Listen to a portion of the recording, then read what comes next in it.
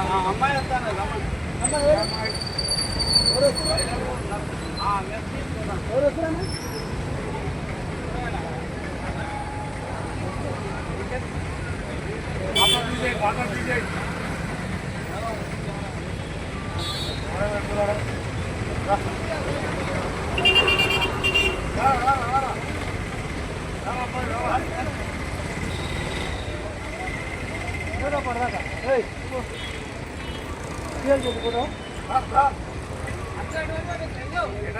రామా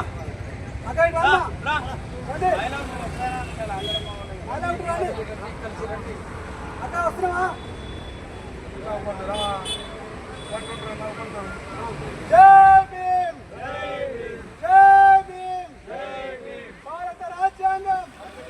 భారత రాజ్యాంగం అంబేద్కర్ ఆలోచన విధానాన్ని అంబేద్కర్ ఆశయాలను జై భీమ్ బహుజనుల ఐక్యత జై భీమ్ భారత రాజ్యాంగం జై భీమ్ జై భీమ్ కాపాడుకుందాం భారత రాజ్యాంగం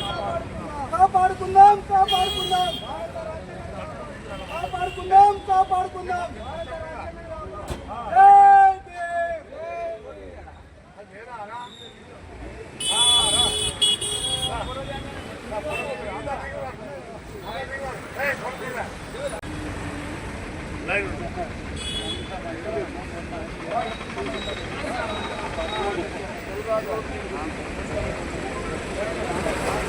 అచ్చారు రావా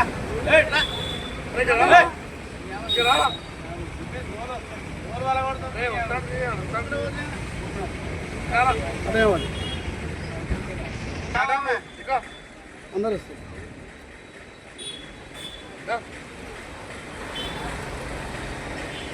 ఈరోజు జవహర్నగర్ భారత రాజ్యాంగ పరిరక్షణ సమితి ఆధ్వర్యంలో 64వ జ్ఞానమాల కార్యక్రమం నిర్వహించడం జరిగింది. జ్ఞానమాల ఉద్దేశము జ్ఞానాన్ని పెంచడం, మరి ఎస్సీ ఎస్టీ బీసీ మైనారిటీల ఐక్యత బహుజన వాదంతో ఈ యొక్క భారత రాజ్యాంగం అనే కార్యక్రమం ద్వారా మేము ప్రతి ఆదివారము ఈ యొక్క మా యొక్క మరి గౌరవనీయులు మరి యొక్క అన్న కోయ వెంకటేశ్వర ఆధ్వర్యంలో, అదేవిధంగా మరి బహుజన కన్నా అన్న మరి సింగారయ్య గారి ఆధ్వర్యంలో, అదేవిధంగా సిఐటి మల్లేశన్న, అదేవిధంగా మరి కార్మిక మిత్రులందరికీ మరి యొక్క జైభీంలు. ఈరోజు మనం ఈ విధంగా స్వేచ్ఛగా ఉంటున్నామంటే భారత రాజ్యాంగం ఇచ్చిన శిక్ష, మన యొక్క స్వేచ్ఛ, మనకు ఉన్నటువంటి ఫండమెంటల్ రైట్స్ ఏదైతున్నాయో ఈరోజు వాటి వల్లనే భారత రాజ్యాంగం ద్వారానే మనం ఈరోజు ఇంత అదిగా ఉంటున్నాం. కాబట్టి ఈ యొక్క రాజ్యాంగాన్ని కాపాడుకుందాం, బహుజనవాదాన్ని సాధించుకొని మన బహుజనుల ఐక్యత కోసము ముందుకెళ్ళవలసిన అవసరం ఎంతైనా ఉంది. అదేవిధంగా ఈరోజు జ్ఞానమాలను ఉద్దేశించి మరి ఎస్సీ ఎస్టీ బీసీ మైనార్టీలు బహుజనులు ఏ విధంగా ముందుకెళ్ళాలని చెప్పి అన్న మరి బహుజన సత్త మరి లింగారాయణను కూడా 2 నిమిషాలు యొక్క సందేశం ఇవ్వాలని కోరుతున్నాం. జై భీమ్. ఈరోజు జ్ఞానమాల కార్యక్రమం అప్పుడు అభినందన్. ఏదేమైనా ఒక లక్ష్యంతో పనిచేస్తుంటే నిజంగా కూడా పని చేసినప్పుడు దాని విలువ అనేది తెలుస్తుంది.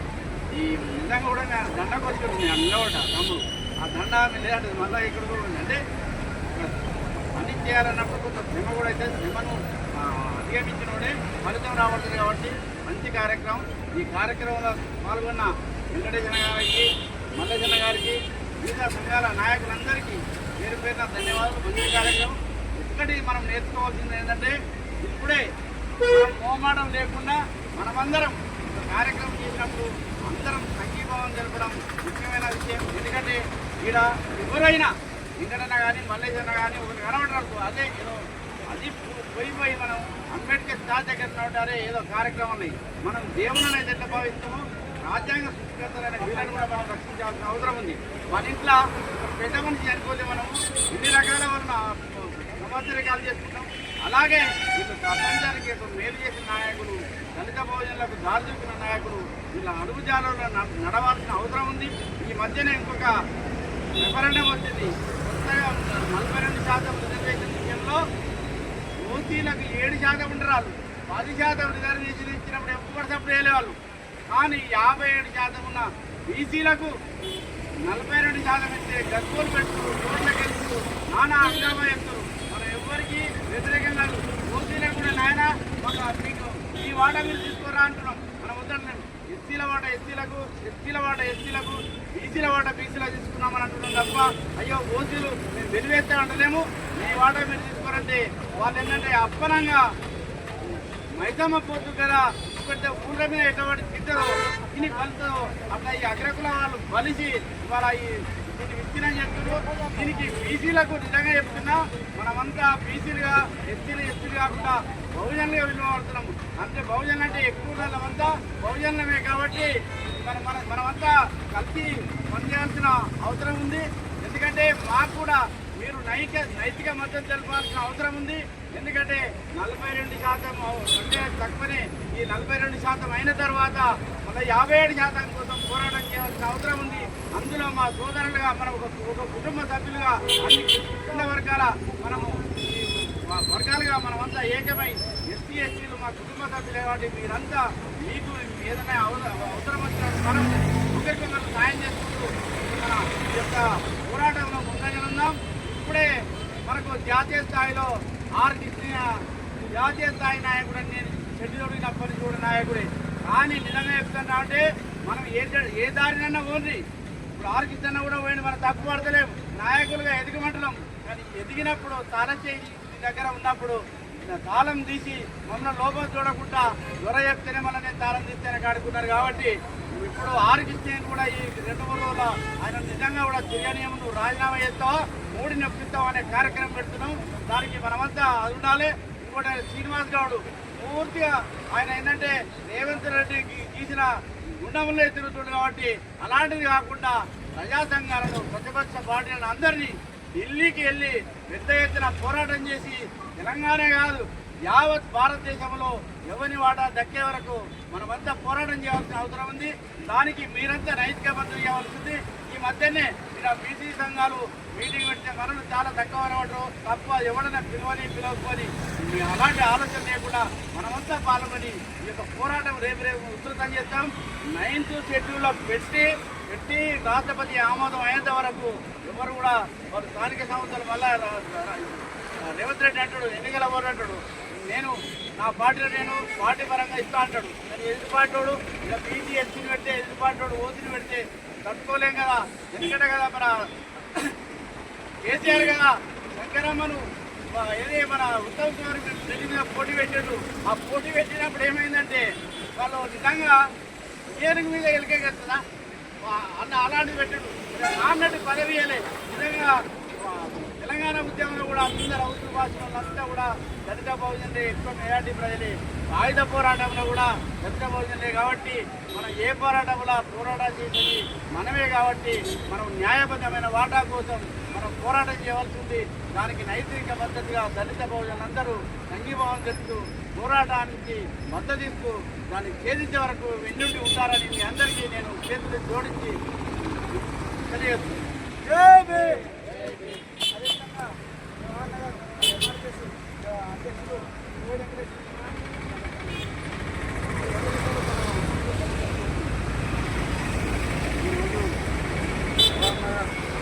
కార్పొరేషన్ చౌరస్తాలో మహానుభావులు అంబేద్కర్ బాబు గారి అనుగుణాల జ్ఞానమాలకు చేసిన ముఖ్య అతిథిగా వచ్చేసిన సింగరన్నకు అదేవిధంగా ఏదైతే ఈ సిద్ధాంతం మన భిక్షపట్టినప్పుడు ఏదైతే నిర్ణయించిందో దానికి మేము అందరం సంతోషపడుతున్నాం. తమ్ముడు గడ్డంగిరి మన భిక్షపతి నేను వీళ్ళందరి ఆధ్వర్యంలో ఈ రోజు వరకు 64వ రోజు చాలా మంచిగా జరుగుతుంది తమ్ముడు. కానీ మనం ఇంతకుముందు అనుకున్నాం జ్ఞానం బుక్కులు అంబేద్కర్ రాసిన బుక్కులు తెస్తున్నారు లేదు. అది ఒకవేళ తెస్తే కొంతమందికి ఇస్తే వాళ్ళు చదువుకొని ఒకరొకరు మా ఇంట్లో 3 పిల్లలు ఉన్నారు, వాళ్ళు చదువుకుంటే వాళ్ళతో కాక ఇంకో ముగ్గురు వస్తారు, ఆ ముగ్గురు ఇంకో ముగ్గురు వస్తారు. దయచేసి అది మొదలు మనం వచ్చేటట్టు చూడండి. అది సంతోషం. మీరు చేసిన దానికి సంతోషపడుతున్నాం.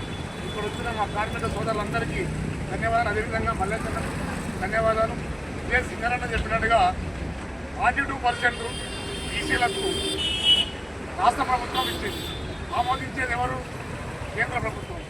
కేంద్ర ప్రభుత్వాన్ని ప్రజల నుంచి తీసుకురావాల్సింది ఎవరు అంటే ఎవరైతే మీ ఆర్ కృష్ణయ్య గారు ఉన్నారో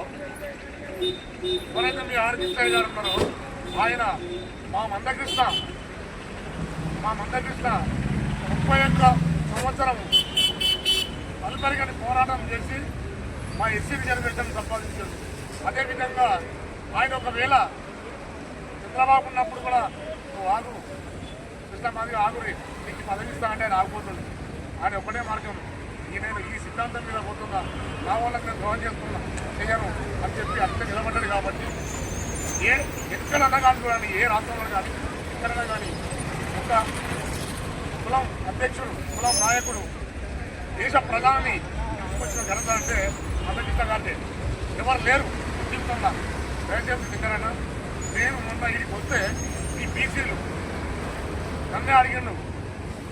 కొండల ముందు రాజు మాట్లాడాక నన్నే అడిగిండు, ఇలా మాట్లాడతావా అంటే నేను మాట్లాడతా అన్నా. ఆయన ముఖాలు చూసుకుంటా వేరే వాళ్ళకి ఇచ్చాడు బైక్. నేను అప్పుడే వెళ్ళిపోయాను. ఈ స్టేజ్ నుంచి అప్పుడే వెళ్ళిపోయినా.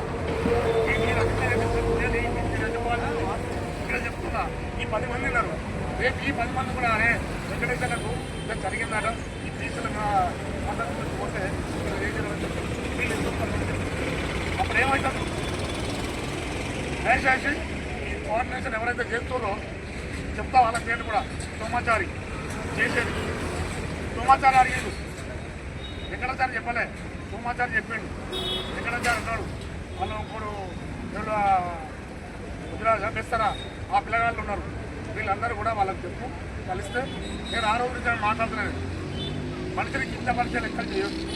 నువ్వు ఏమన్నావు? ఎస్సీ బీసీ మైనార్టీలు అందరం కలిసి సమన్వయంగా ఉందాము. మా బీసీలకు మీరు మాకు మద్దతు చేయనండి. మద్దతు 100% చేస్తాం. మీ వాటా మీకు రావాలి. మా వాటా వచ్చినప్పుడు మీ వాటా మీకు రావాలి. మీరు మంచిగా లేరు, మేము ఏం చేస్తాం చెప్పు? మద్దతు వస్తుందా? నాకు ఈ అవకాశం ఇచ్చిన బుద్ధపతికి, యాదగిరికి, మల్లేశన్నకు, సింగరన్నకు, వీళ్ళ పేరు పుష్పకు ధన్యవాదాలు చెప్పుకుంటూ ముగిస్తున్నాను. తమ్ముడు ఇంకొక విషయం, నాయకురాలు డోల్ చెప్పిన నాయకురాలు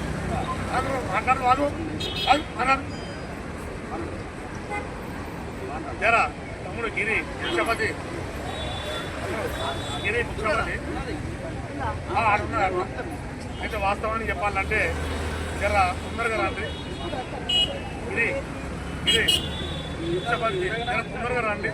సరే మీరు చేసే పని సంతోషము అందరికి తెలవాల్సిన విషయమే.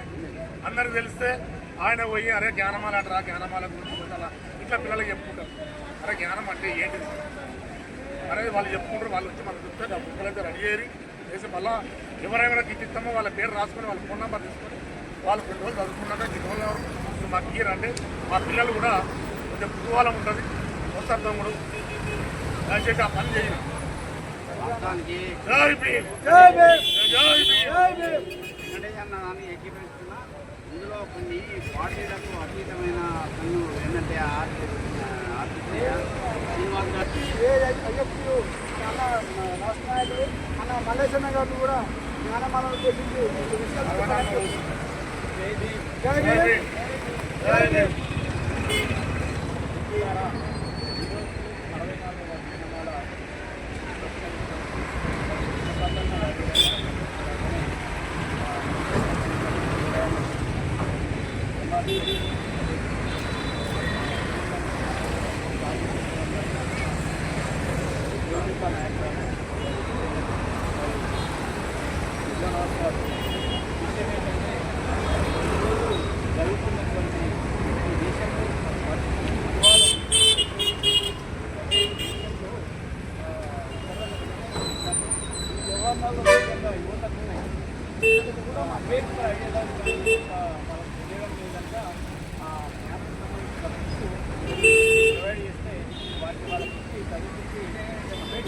వాళ్ళకి తెలియజేస్తే బాగుంటుందని నా యొక్క సూచన.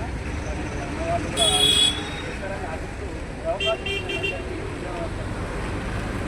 అన్నగారికి జేబీలు వాస్తవానికి నేను ఇక్కడ భారత రాజ్యాంగ ప్రవేశించిన ఆఫీస్ పెట్టాను. ఆ ఆఫీస్లోనే అంబేద్కర్ విజ్ఞాన మందిరం అని పెట్టాను. అందులో ఇప్పటికీ మన గిరన్న కానీ నేను కానీ తమ్ముడు రమేష్ కానీ మా సహకారంతో 200 బుక్కులు సేకరించాము. అక్కడ గ్రంథాలయంలో 200 బుక్కులు ఉన్నాయి. మా లక్ష్యం ఏంటంటే ఇంకా 1000 పుస్తకాలు సేకరించడం నా లక్ష్యం అది. ఎందుకంటే వాస్తవానికి జ్ఞానం అనేది చెప్పుకుంటే రాదు, మరి పుస్తకం వాళ్ళని మన జ్ఞానాన్ని కోసం అందిస్తున్నాం. ఇదేవిధంగా భారత రాజ్యాంగ బుక్కులు కూడా మేము తప్పకుండా మరి కొందరి సహకారంతో మేము ఇక్కడికి వచ్చే వాళ్ళందరికీ కూడా ఒక్కొక్కరికి తప్పకుండా భారత రాజ్యాంగ బుక్కులు మేము అందిస్తామని ఈరోజు హామీ ఇస్తున్నాము. కానీ దీనికి అందరూ కూడా మీరు మీ మద్దతు నా కోసం కాదు, మరి మన భారత రాజ్యాంగం కోసం అందరము కలిసికట్టుగా పనిచేయాల్సిన అవసరం ఎంతైనా ఉంది. అన్నగారికి మీకు చివరిగా మీరైనా ఒక పాట పాడాలని కోరుతున్నాం. తర్వాత అక్క పుస్తకం కూడా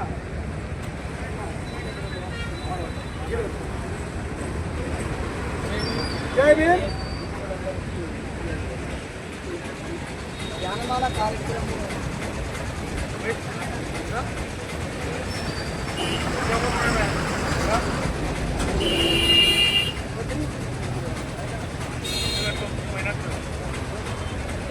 జ్ఞానమాల కార్యక్రమం ముఖ్య ఉద్దేశం ఏంటంటే మేము వాస్తవానికి కూడా జ్ఞానాన్ని ప్రజలలో భారత రాజ్యాంగం మీద అవగాహన కల్పించాలి. ఈ అవగాహన లేనందు వలన మన ముఖ్యంగా జ్ఞాన భారత రాజ్యాంగం మీద అవగాహన లేకపోతే ఏమైనా కానీ వచ్చే విధి విధానాలలో కొన్ని ఏమైనా ఆటంకాలు ఇచ్చినప్పుడు ఎలా మాట్లాడాలి,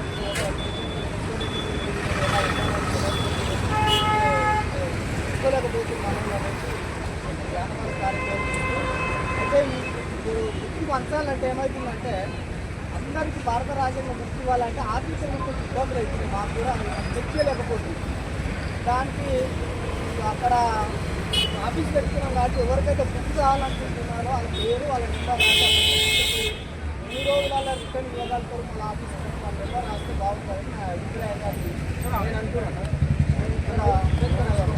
ఎందుకంటే ఎంతోమంది మనం ఇక్కడ జమ అవుతారు. వచ్చిన వాళ్ళు అందరూ భారత రాజ్యాంగం తీసుకుపోయి ఆయన చదువుతారా చదవడం ఇంట్లో పెట్టుకుంటారు. కాబట్టి బుక్ కావాలని ఇంట్రెస్ట్ వాళ్ళదే బాధ్యత. ఇంకోటి విషయం ఏంటంటే ఈ భారతదేశంలో భారత రాజ్యాంగం రాకపోతే కూడా అందరూ జై శ్రీరామ్ రామరాజ్యం రావాలి. ఓకే, రామరాజ్యంలో అనుకున్న రామరాజ్యంలో ఎస్సీ ఎస్టీ బీసీ అంటే కులవృత్తులుగా బానిసత్వంలో పెంచుతారు, అక్షరానికి దూరం అయ్యారు. చేసింది వాళ్ళందరూ కావచ్చు. ఎప్పుడైతే భారత రాజ్యాంగం వచ్చినాకనే కదా ఈ భారతదేశాన్ని ఇలా ఒక స్త్రీ కూడా ఇలా దేశాన్ని పరిపాలిస్తున్నారు. స్త్రీ పురుష భేదాలు లేకుండా ఇలా జీవిస్తున్నారు. ఎస్సీ ఎస్టీ బీసీలు కూడా వీళ్ళందరూ ఇలా రాజకీయాలలోకి వచ్చేసి మంత్రులుగా ఎమ్మెల్యేలుగా దేశాన్ని ఏలే స్థాయిలో భారత రాజ్యాంగం నిలబెడుతుంది. కాబట్టి భారత రాజ్యాంగం తెలుసుకోవాలి. నాకు తెలిసినంత వరకు రామరాజ్యం మనకు అవసరం లేదు. భారత రాజ్యాంగంలో ఎస్సీ ఎస్టీ బీసీలు దేశాన్ని పాలించే నాయకులు అవుతారు. తప్పితే మళ్ళీ రామరాజ్యం వస్తే మునుపటి తీరుగా మళ్ళీ అదే ఏ కులవృత్తుల పనులు అయితే మన బతుకు జీవితాలను ఆగం చేశారు. ఆ కులవృత్తుల పనులు వస్తాయా రావా కానీ నువ్వు పూర్తిగా అక్షరాన్ని దూరం చేస్తారు. ఇవాళ విద్య మొత్తం కార్పొరేట్ వ్యవస్థలకు ఎస్సీ ఎస్టీ బీసీలు పిల్లలు చదివించాలంటే ఆర్థికంగా ఎన్నో ఇబ్బందులు ఉంటాయి. ఒకరోజు పూజ చేస్తే 500 600 వస్తాయి. అందులో పిల్లలు భార్యలను చదివించుకోవడానికి పరిస్థితులు ఉన్నారు. ఇక్కడ గవర్నమెంట్ బాధ్యత పంపించలేని పరిస్థితులు ఉన్నారు. ఇప్పుడు ప్రైవేట్ స్కూల్లో పంపించలేని పరిస్థితులు ఉన్నారు.